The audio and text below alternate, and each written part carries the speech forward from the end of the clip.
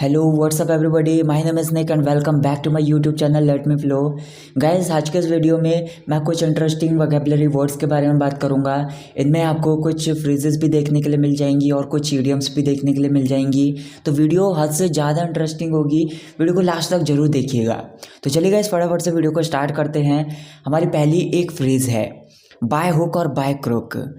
जैसे अगर आपसे कोई पर्सन कहता है कि वो कुछ करेगा bye hook or by crook, इसका मतलब ये है कि वो उसको करने में अपनी जी जान लगा देगा या फिर उसको करने की अपनी पूरी कोशिश करेगा, चाहे कुछ भी हो जाए या फिर उसे चाहे कुछ भी करना पड़ जाए, लेकिन वो उस चीज़ को करके ही मानेगा। तो इस सेंस में इसका यूज़ कर सकते हैं। जैसे एग्जाम्पल है, I thought to have a new bike by hook or by crook. मतलब कैसे भी करके, मतलब मैं चाह रहा था या फिर मैंने सोचा कि मेरे पास एक नई बाइक होनी चाहिए। I thought to have a new bike by hook or by crook. Next हमारा एक वर्ड है लूजन। इसको आप एक वर्ब के रूप में यूज़ कर सकते हैं। इसका मतलब होता है कि किसी चीज़ को ढीला कर देना, मतलब कोई चीज़ है जो टाइट है उसको ढीला कर देना। For example, first loosen the nut then take off the wheel. इसका मतलब ये है कि आप किसी से कह रहे हो कि पहले नट को ढीला कर दो, फिर व्हील को निकालो या फिर जो टायर है उसको निकालो। First loosen the nut and take off the wheel. अगली हमारी एक इडियम है हैव द लास्ट वर्ड्स। इसका मतलब होता है कि किसी चीज़ को लेकर फाइनल डिसीजन लेना, अंतिम निर्णय लेना उस चीज़ को लेकर। कोई भी सिचुएशन हो सकती है या फिर कोई भी बात हो सकती है। तो जैसे एग्जांपल है, I don't want to elongate this matter, let's have the last words. इसका मतलब ये है कि आप किसी से कह रहे हो कि मैं इस मामले को और आगे नहीं खींचना चाहता। मतलब जो मामला हमारा बढ़ रहा है या फिर कोई भी लड़ाई हुई है तो मैं उसको और आगे नहीं बढ़ाना चाहता, चलो इसके ऊपर फाइनल डिसीजन लेते हैं, आर या पार करते हैं। I don't want to elongate this matter, let's have the last words. अगली हमारी एक कंजक्शन है जस्ट एज। इसका मतलब होता है जैसा ही। For example, he arrived just as I was leaving home. मतलब जैसे ही मैं घर से निकल रहा था तो वो पहुंच गया। मतलब जैसे ही मैं घर से निकलने वाला था तो वो पहुंच गया, मेरे घर पर पहुंच गया मुझसे मिलने के लिए। He arrived just as I was leaving home. अगला हमारा एक वर्ड है हॉस्टिलिटी। ये बेसिकली एक नाउन है। इसका मतलब होता है किसी पर्सन के साथ दुश्मनी या फिर किसी पर्सन के साथ शत्रुता की भावना। For example, they eyed with each other with open hostility. यहाँ पर जो आई वर्ड है इसको ज़्यादातर आप आँखों के लिए यूज़ करते होंगे। मतलब जब हम इसे एज अ नाउन यूज़ करते हैं तो इसका मतलब होता है आँखें, मतलब किसी भी इंसान की आँखें या फिर किसी की भी आँखें, जानवर की आँखें, कुछ भी हो सकता है। लेकिन इस वर्ड को हम एक वर्ब के रूप में भी यूज़ कर सकते हैं। जब हम इसे एज अ वर्ब यूज़ करते हैं तो इसका मतलब होता है कि किसी पर्सन को देखना या फिर किसी चीज़ को देखना, ऐसे सेंस में भी इसका यूज़ किया जा सकता है। तो यहाँ पर सिंपल ये बोला जा रहा है कि उन्होंने एक दूसरे को दुश्मनी की भावनाओं के साथ देखा या फिर उन्होंने एक दूसरे को शत्रुता की भावनाओं के साथ देखा। They eyed with each other with open hostility. Next हमारी एक इडियम है बी इन फिक्स। इसका मतलब होता है परेशानी भरी स्थिति में होना या फिर बहुत ही ज़्यादा दिक्कत वाली स्थिति में होना। तो जैसे एग्जांपल है, I was in a fix that what to do. मतलब मैं बहुत ही ज़्यादा परेशानी वाली स्थिति में था कि मेरे को क्या करना चाहिए। उस टाइम पर मैं समझ ही नहीं पा रहा था कि मेरे को क्या करना चाहिए, तो मैं बहुत ज़्यादा उलझन भरी स्थिति में था या फिर दिक्कत भरी स्थिति में था। I was in a fix that what to do. एक और एग्जांपल है, she was in a fix what to wear. इसका मतलब ये है कि वो एक ऐसी परेशानी भरी स्थिति में थी, वो समझ नहीं पा रही थी कि उसको क्या पहनना चाहिए। She was in a fix what to wear. अगला हमारा एक वर्ड है पासर बाय। बेसिकली ये एक नाउन है। इसका मतलब होता है कि राह चलता कोई इंसान, मतलब किसी भी इंसान को बोल सकते हैं कि जो राह चलता है। मतलब कोई भी पर्सन है जो कि आसानी से मिल जाता है या फिर अचानक से मिल जाता है आपको रास्ते में और आप उसको जानते भी नहीं हो, ऐसी सिचुएशन भी हो सकती है। तो उस राह चलते इंसान को आप पासर बाय बोल सकते हो। तो यहाँ पर जैसे एग्जांपल है, police asked passerby if they had seen the accident. मतलब एक एक्सीडेंट हो गया था तो पुलिस ने एक पासर बाय से पूछा, मतलब एक राह चलते इंसान से पूछा कि क्या आपने एक्सीडेंट को देखा था। Police asked passerby if they had seen the accident. Next हमारी एक फ्रेज़ है क्विक ऑफ अंडरस्टैंडिंग। इसका सिंपली मतलब होता है कि कोई पर्सन है जो बहुत ज़्यादा बुद्धिमान है, या फिर चीज़ों को जल्दी पकड़ने में सक्षम है, या फिर चीज़ों को जल्दी समझने वाला इंसान है। तो उस पर्सन के लिए सिंपली आप बोल सकते हो कि वो एक क्विक ऑफ अंडरस्टैंडिंग है। For example, he has got the situation, he is quick of understanding. इसका मतलब ये है कि वो स्थिति को समझ गया है, या फिर उसे स्थिति समझ में आ गई है। वो एक ऐसा इंसान है जो चीज़ों को जल्दी समझ लेता है, या फिर एक बहुत ज़्यादा बुद्धिमान इंसान है, या फिर बहुत जल्दी चीज़ों को समझने वाला इंसान है। He has got the situation, he is quick of understanding. Next हमारा एक वर्ड है डैज़ल। डैज़ल ये सिंपल एक वर्ब है। इसका मतलब होता है कि किसी पर्सन को किसी चीज़ से बहुत ज़्यादा प्रभावित कर देना, या फिर किसी पर्सन को किसी चीज़ से बहुत ज़्यादा इम्प्रेस कर देना। For example, I was dazzled by Alia Bhatt's charm look.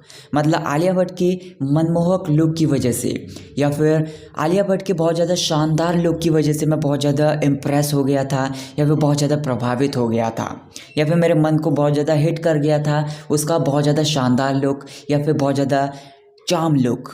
I was dazzled by Alia Bhatt's charm look. Next हमारा एक वर्ड है रिलीव। ये सिंपल एक वर्ब है। इसका मतलब होता है कि किसी पर्सन को किसी दुख से राहत पहुंचा देना, या फिर किसी पर्सन के किसी दुख को या फिर किसी परेशानी को कम कर देना। तो जैसे एग्जांपल है, N injection relieved my stomach एक। मतलब मेरे पेट में दर्द हो रहा था तो मैं डॉक्टर के पास चला गया, तो डॉक्टर ने मेरे एक इंजेक्शन लगाया, तो उस एक इंजेक्शन ने मेरे पेट के दर्द को कम कर दिया, या फिर उस एक इंजेक्शन ने मुझे मेरे पेट के दर्द से राहत पहुंचा दी। An injection relieved my stomach ache. एक और एग्जांपल है, let me relieve you of your luggage.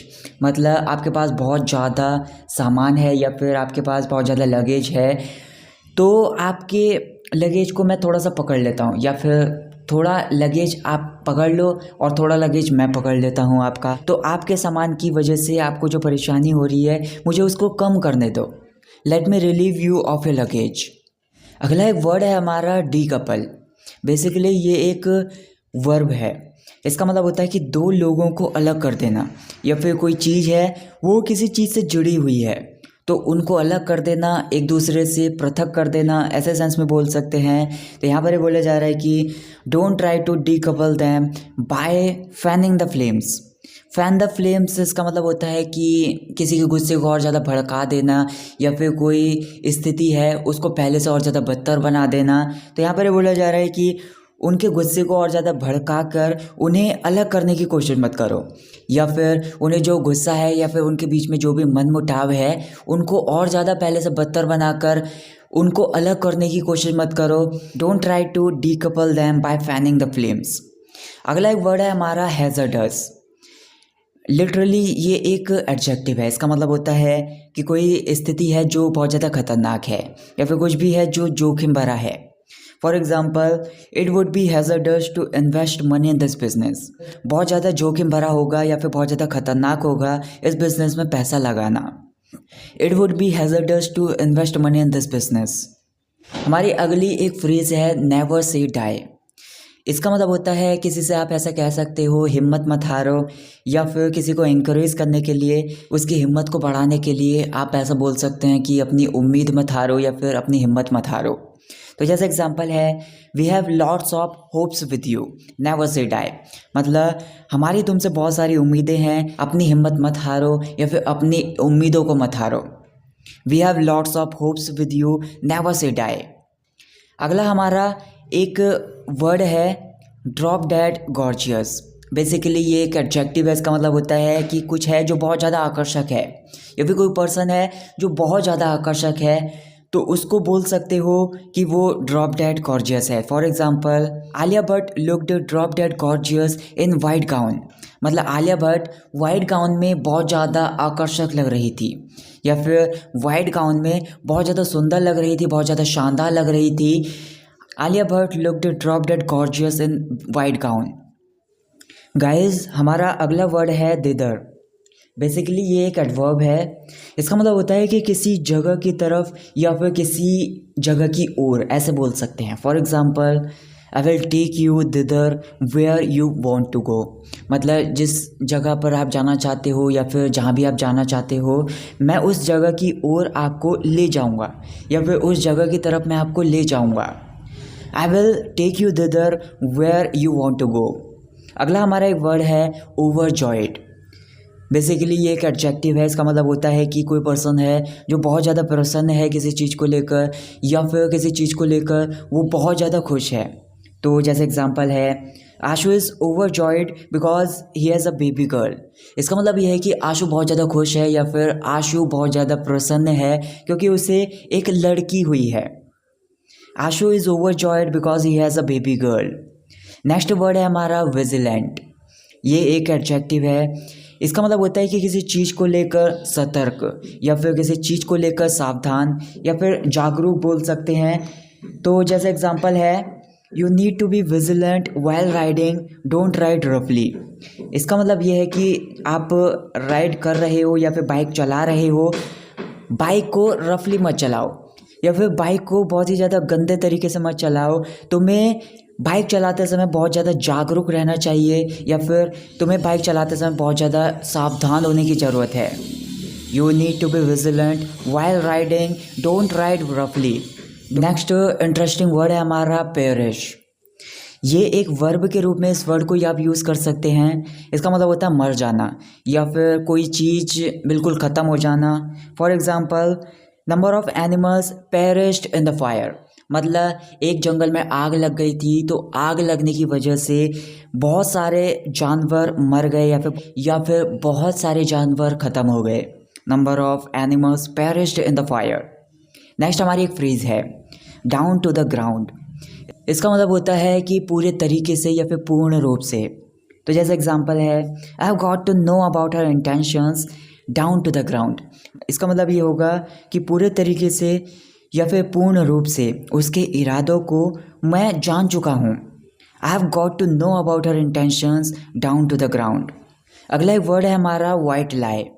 वैसे तो ये एक नाउन है, इसको आप इस सेंस में यूज़ कर सकते हैं जैसे आप बोल सकते हैं सफ़ेद झूठ, या फिर थोड़ा सा डीपली आप समझ सकते हैं कि एक छोटा सा झूठ, ना कि बहुत ज़्यादा बड़ा।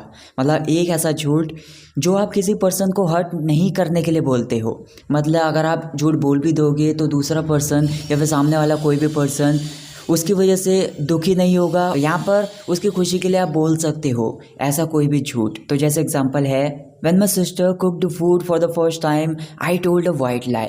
मतलब जब मेरी बहन ने पहली बार खाना बनाया था तो उस टाइम पर थोड़ा सा अच्छा टेस्ट नहीं आ रहा था या फिर अच्छा नहीं बना था, तो मैंने उसकी खुशी के लिए एक झूठ बोल दिया कि खाना बहुत ज़्यादा अच्छा है। तो मतलब जो मैंने झूठ बोला उस झूठ की वजह से उसको कोई भी दुख नहीं होगा, उसको हर्ट नहीं होगा। तो इसकी वजह से ऐसे झूठ को आप वाइट लाई बोल सकते हो। When my sister cooked food for the first time I told a white lie. So that's it guys for this video. Guys अगर आपने ये वीडियो यहाँ तक देख ली है तो आपके लिए होमवर्क है। आपके सामने कुछ वर्ड्स हैं, vigilant, passer by, hostility, quick of understanding, दिदर।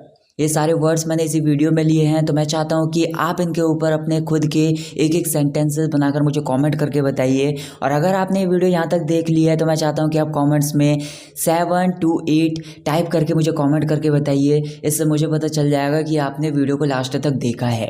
और आपके जो भी डाउट्स हैं उनको मुझे कमेंट करके बताइए, मैं उनको क्लियर करने की अपनी पूरी कोशिश करूँगा। और अगर आपको ये वीडियो पसंद आई तो वीडियो को ज़्यादा से ज़्यादा लाइक कीजिए, ज़्यादा से ज़्यादा शेयर कीजिए, चैनल को सब्सक्राइब करना ना भूलें। Thank you so much for watching this video. I will catch you in the next video. Take care.